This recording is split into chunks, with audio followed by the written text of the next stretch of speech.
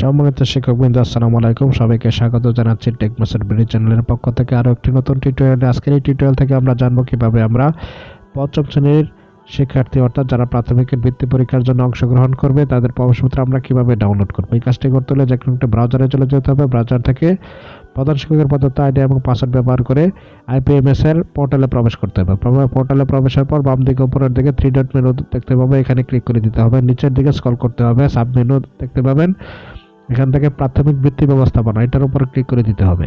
Click করে দিলে নিচের দিকে 3টা অপশন আসবে, এখান থেকে বিদ্যালয় ভিত্তিক পরীক্ষার্থীর তালিকা এখানে ক্লিক করে দিতে হবে। তো এখানে ক্লিক করে দেওয়ার পর এরকম একটা পেজ আপনার সামনে চলে আসবে। এখান থেকে ডান দিকে দেখবেন ম্যানেজ লেখা আছে, এই ম্যানেজ লেখার উপর ক্লিক করে দিবেন।